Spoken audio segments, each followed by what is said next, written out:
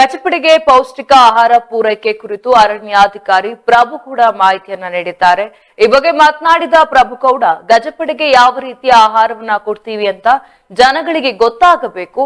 ಆನೆಗಳಿಗೆ ತೂಕ ಮತ್ತು ಆರೋಗ್ಯದ ದೃಷ್ಟಿಯಿಂದ ಪೌಷ್ಟಿಕ ಆಹಾರ ನೀಡಲಾಗುತ್ತಿದೆ.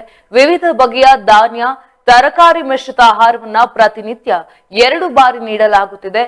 ಜೊತೆಗೆ ಹಸಿರು ಹುಲ್ಲು, ಆಲದ ಸೊಪ್ಪು, ಒಣ ಹುಲ್ಲು, ಕುಸುರೆ ನೀಡಲಾಗುತ್ತಿದೆ. ಎಲ್ಲಾ ಆನೆಗಳ ಆರೋಗ್ಯ ಚೆನ್ನಾಗಿದೆ. ಇನ್ನು ಕಂಚನ ಆನೆಗೆ ಮೊದಲ ದಿನ ಕಾಲು ನೋವು ಇತ್ತು, ಇದೀಗ ಚೆನ್ನಾಗಿದೆ. ಇನ್ನು ಪ್ರತಿನಿತ್ಯ ಒಂದು ಗಂಡು ಆನೆಗೆ 650 ರಿಂದ 750 ಕೆಜಿ ಆಹಾರವನ್ನ ಕೊಡ್ತೀವಿ.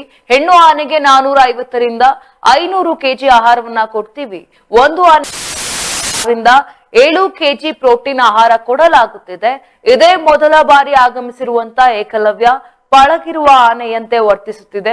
ಹಲವು ವರ್ಷಗಳಿಂದ ದಸರಾದಲ್ಲಿ ಭಾಗಿಯಾಗಿದ್ದಾನೆ ಎಂಬಂತೆ ಏಕಲವ್ಯ ವರ್ತಿಸುತ್ತಿದ್ದು ಭವಿಷ್ಯದಲ್ಲಿ ಅಂಬಾರಿ ಆನೆ ಆಗಬಹುದು ಎಂದು ಕೂಡ ತಿಳಿಸಿದ್ದಾರೆ.